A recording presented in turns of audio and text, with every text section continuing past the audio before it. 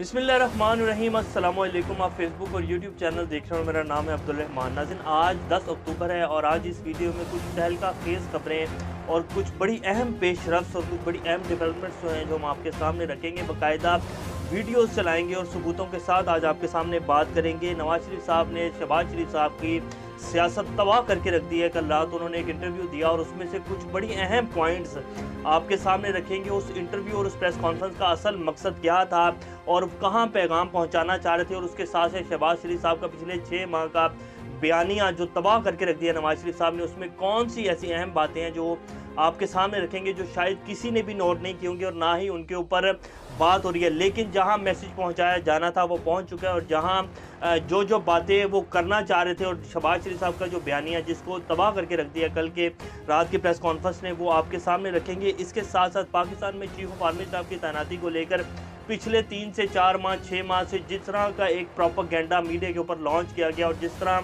इस बड़ी तैनाती को एक मुतनाज़ा बनाया गया, वो भी आज आपके सामने रखेंगे और ये बताएंगे कि अब नए आर्मी चीफ कौन आने जा रहे हैं। जो पिछले कई दिनों से स्पेकुलेशंस की जा रही हैं कि जी ये प्रेस कॉन्फ्रेंस होगी। ख्वाजा आसिफ ने प्रेस कॉन्फ्रेंस की, उसमें उन्होंने कहा कि जी हम 6ठे 7वें 8वें नंबर का भी आर्मी चीफ लगा सकते हैं। तो आज हम आपके सामने नाम रखने जा रहे हैं और बता रहे हैं कि कौन से पाकिस्तान के नए आर्मी चीफ आने जा रहे हैं और किस तरह पाकिस्तान को तरक्की की राहों पर गामजन करेंगे।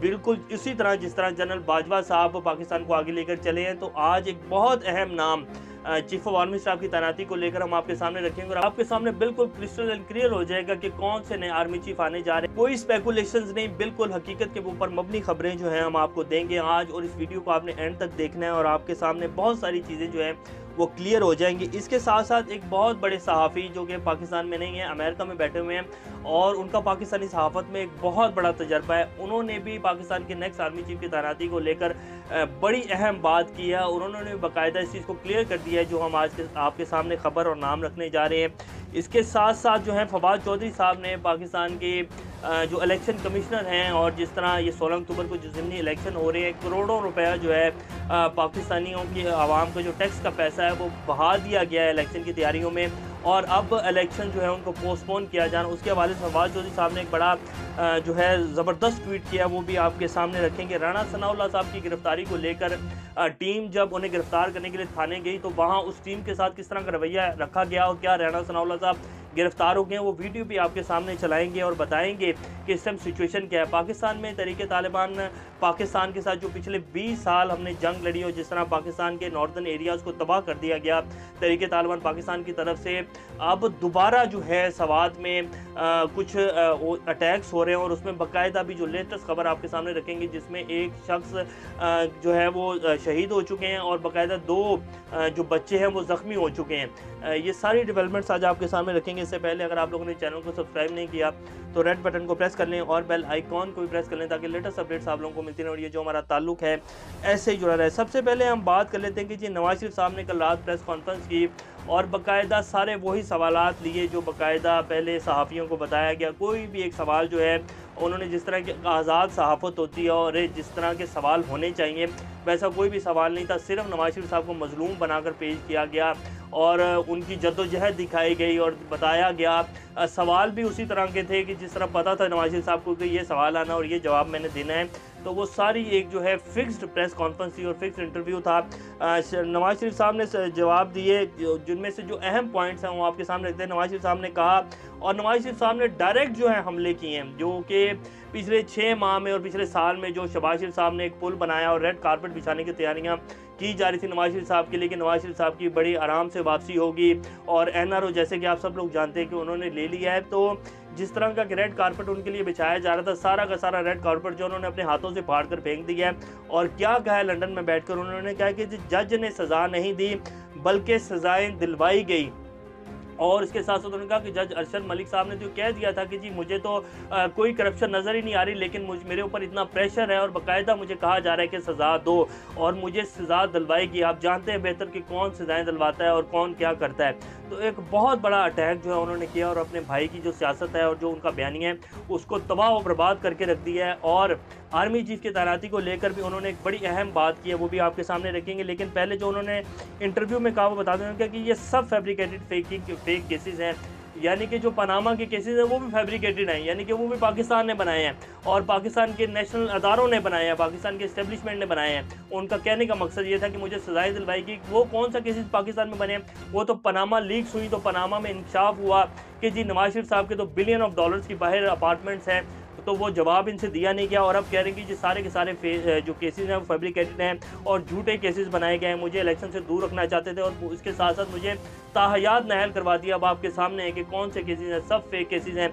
मुझे अपने बेटे से तनख्वाह लेने के ऊपर जो है वो और अकामे के ऊपर जो है मुझे वो कर दिया गया, रुख्सत कर दिया गया और ये सारी सज़ाएँ दिलवाई गई हैं, ये सब फैब्रिकेटेड था, ये सब जो है मेरे साथ किया गया, इसमें जजेस का कोई वो नहीं था और उनके ऊपर प्रेशर था। तो ये बहुत बड़ा अटैक जो है नवाज शरीफ साहब ने बाकायदा कल प्रेस कॉन्फ्रेंस की और बाकायदा फिर पाकिस्तान के जितने प्राइम टाइम के शोज़ हैं और प्राइम टाइम के चैनल्स हैं उनमें ये सारे की सारी प्रेस कॉन्फ्रेंस दिखाई गई।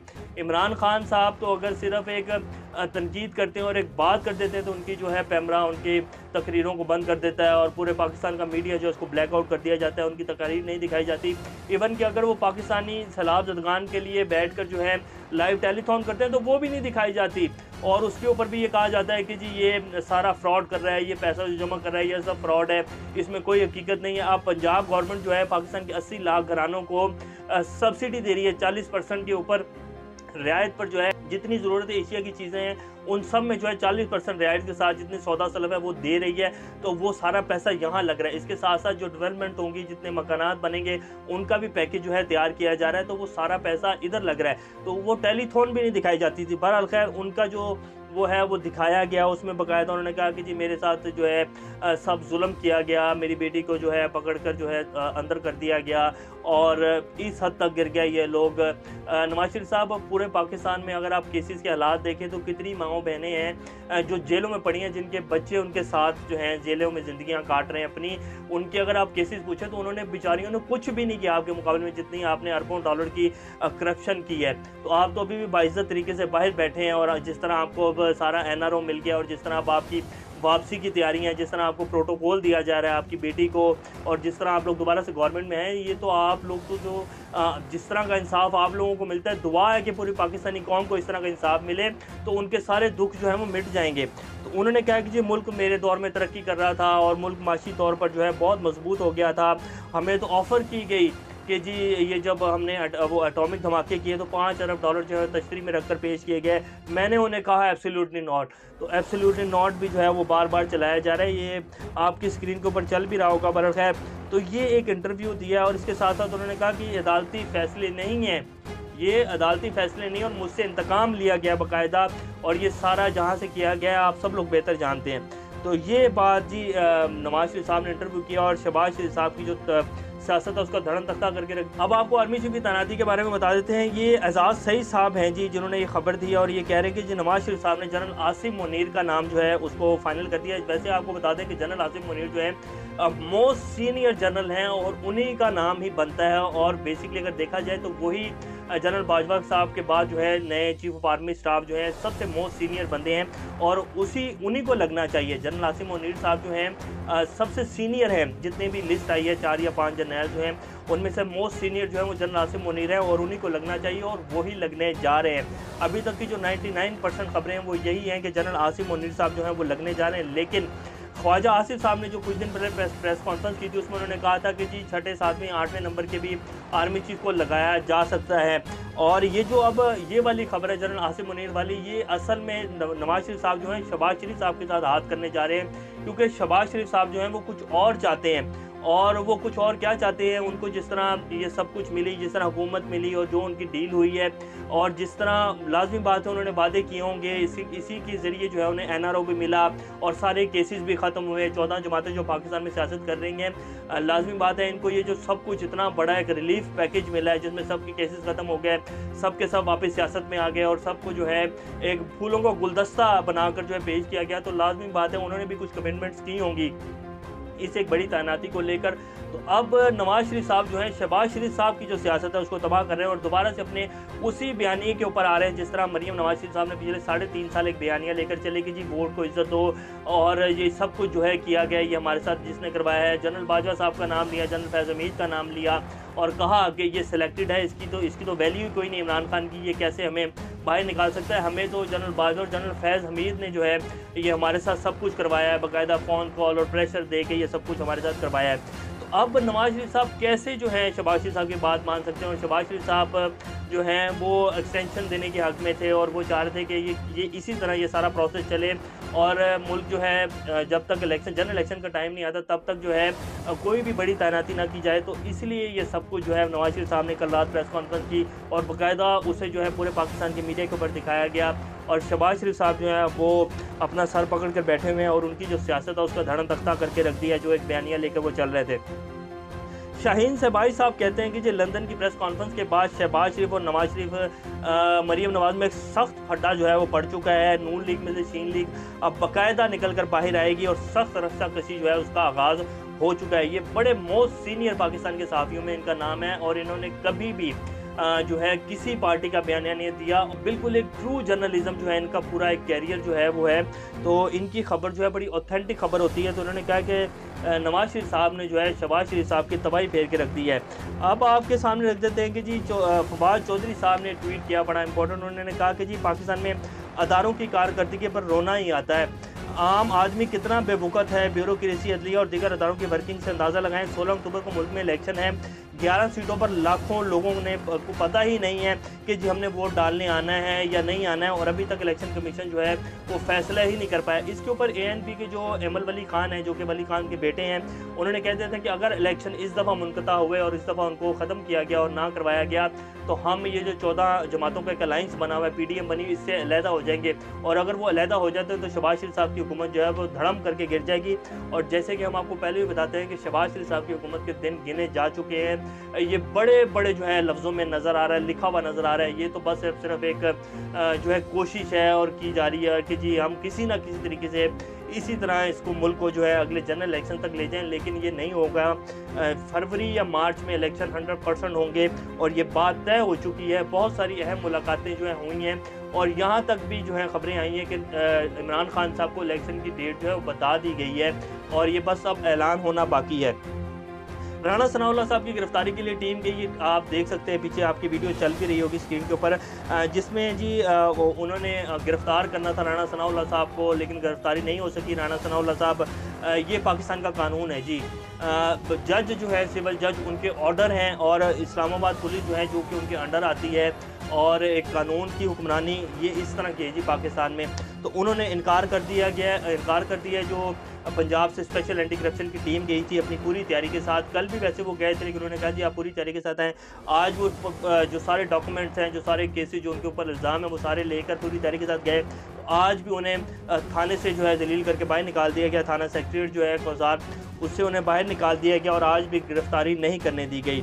अब आपको बता देते हैं कि जी ये खबर बड़ी इंपॉर्टेंट खबर है तहरीक तालिबान पाकिस्तान के को लेकर। ये नेमत खान है जो कि ये सारे एरिए को और इधर को कवर करते हैं। ये जितना भी हमारा बेल्ट है सवात नॉर्थ वजीरिस्तान वाली साइड, ये वहाँ के रिपोर्टर, उन्होंने कहा कि driver has been killed and 2 students injured in an attack on school van इन गली बाग।